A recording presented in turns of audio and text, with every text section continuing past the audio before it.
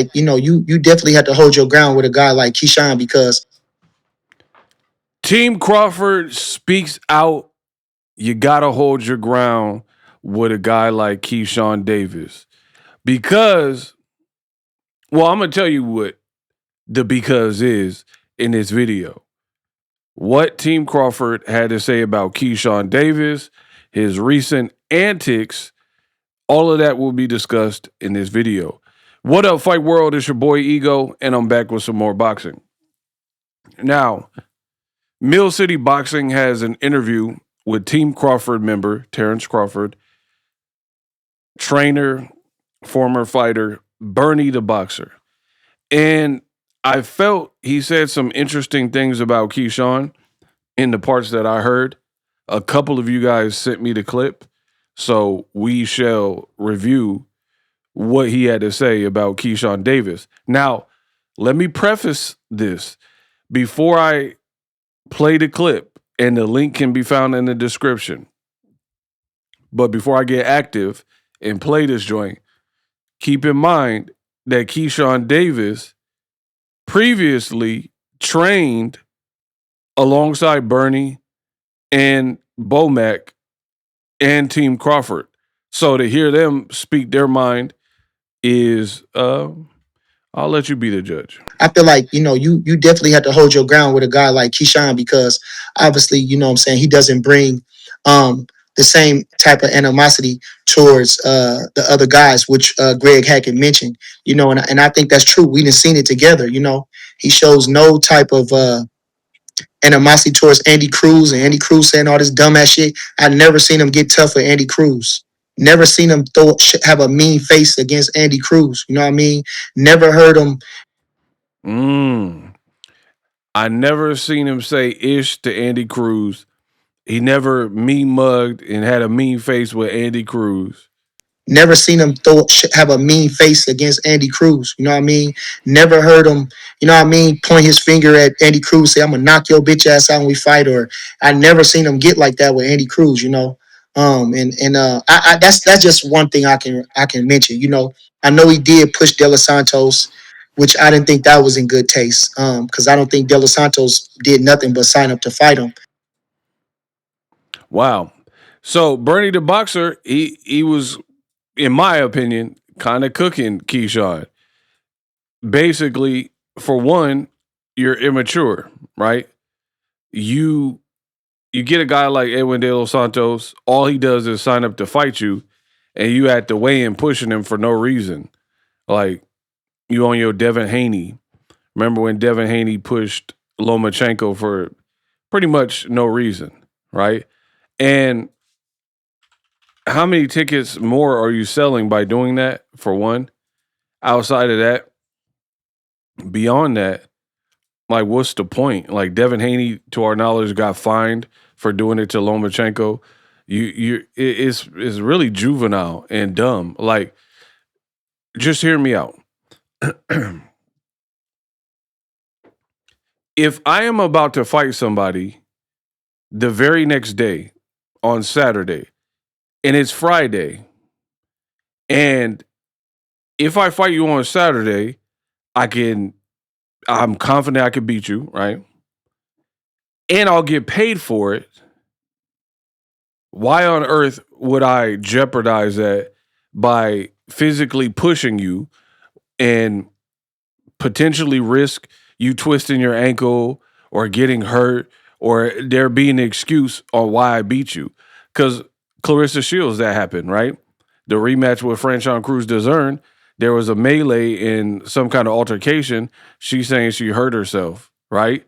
So, BoxRec's going to show Clarissa Shields won the fight, but it's just a kind of a stain on it when I wouldn't want to give somebody that opportunity to be like, oh, he beat me because I twisted my ankle or I was injured or whatever. And what, like, penalties and fines, what's the point? What's the point of doing anything where you could get penalized? And that's the other thing with me. I'm not in the business of giving my money to people freely. That's just not something I do, where I'm going to pay for some stupid penalty. I don't like coming out of pocket for foolishness. You know what I mean? That, if anything, that makes me mad. Like, dang, I just blew some bread on something stupid, a speeding ticket. I mean, I don't really get tickets, but it's happened in the past. So that's my opinion on it. Now, the part I really want to talk about is where Bernie is talking about how Keyshawn Davis, his energy is not consistent. Now, before I get into my thoughts, listen to this other part that he said about how Ryan Garcia was out here putting his finger in Keyshawn's face. He ain't do nothing. I seen the thing with Ryan Garcia. I was kind of disappointed that he let Ryan Garcia point at him in his face. You know how he did? Wait a minute. Now we talking, but when you doing shit like this, hold on, boy. I ain't letting you point at me in the club too, bro. And then you know what I'm saying? I'm not even playing no games because, like I said, he even went and said what was going on. He elaborate on what they was talking about, and he said Ryan said he know they wasn't gonna fight or this and that, so they put on the show. I'm not even with the show shit. That shit weak as fuck and weak as fuck to me. Putting on a show, I'm not gonna let you put on a show with me. Why we faking and fronting? Nah, hell no, we ain't doing that shit. Why? You know what I mean? So, I understand to be popular and try to start but nah. Now you're supposed to be a fighter at the end of the day, and what you do in the ring is most important. So I think he's doing well with the everything he's been doing on social media with the influence, yeah, all that type of thing. But no, I'm not gonna let you play with me, boy. We're not even doing that. No, hell no. And then when he pointed in my face, no, that shit was weak as fuck. So I'm a little disappointed in Keyshawn in that situation, man. But yeah, that's just it for real for me. So. So he said he not keeping the same energy, which is what I've been telling y'all on my channel, Best in the Business, and it's not even close. You got Keyshawn. Here's the problem with Keyshawn. First of all, he ain't really accomplished much. Like your champion, the one belt you had, and it's so funny because people always be like, "Oh, Tank's resume, blah blah blah," and I want to see Keyshawn fight Tank. Why? What is Keyshawn really done that puts him on the level with Tank in any way, right? He beat Dennis Baranchank, right? Okay, he beat Jermaine Ortiz, who Teofimo already beat and Lomachenko already beat on paper, even though those are competitive fights, right?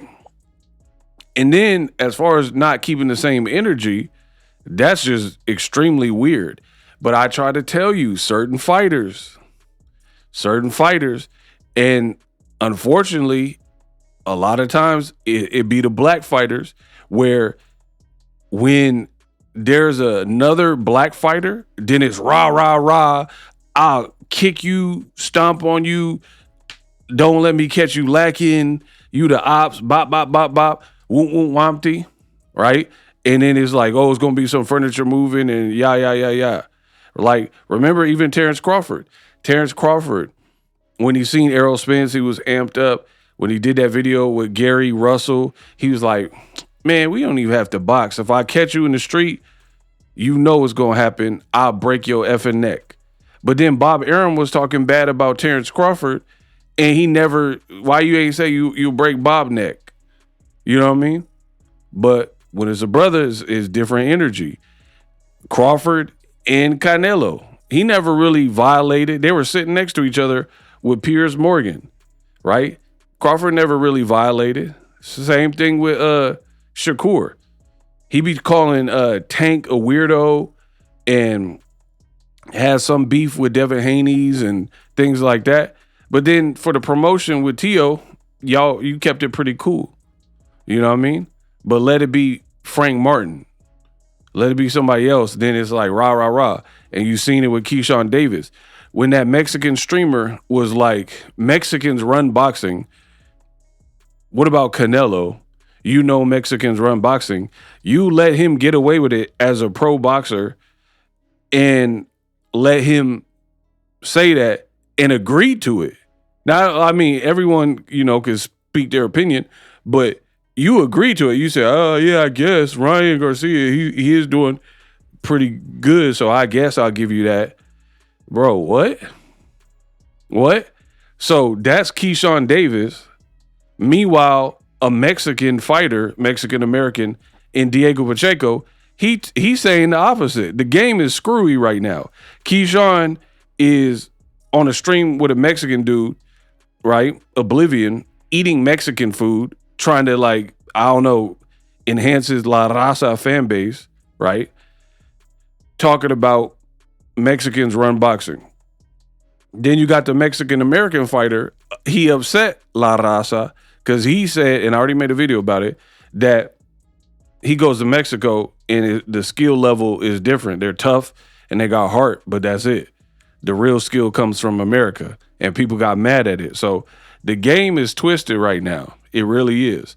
And I've been trying to tell you, these Gen Z fighters, and now you have Bernie who's like, why you let Ryan point in your face, right? So you try to put on a show with Ryan, but he was pointing all at you, and you just accepted that for whatever reason. But then you get in front of Abdullah Mason, a black fighter from Philly, and then you're like, oh, man, I'll knock him out. I'll knock your son out. You're going to have to drag him out. And then there's like the rah stuff.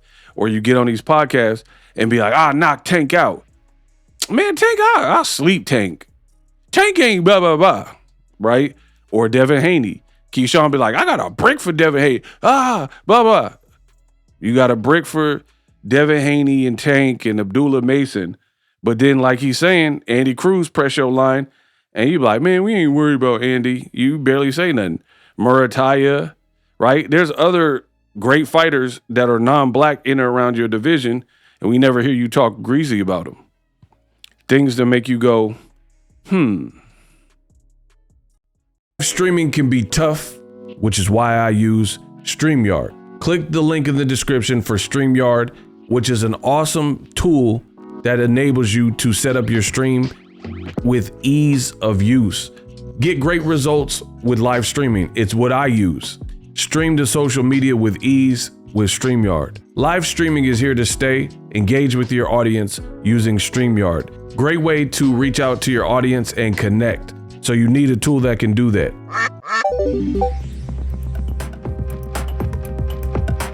If you're new to YouTube and you're struggling to get views, one tool I can provide to you is TubeBuddy. I've been on YouTube over 10 years. I use TubeBuddy daily to crank out videos just like this one that you're watching.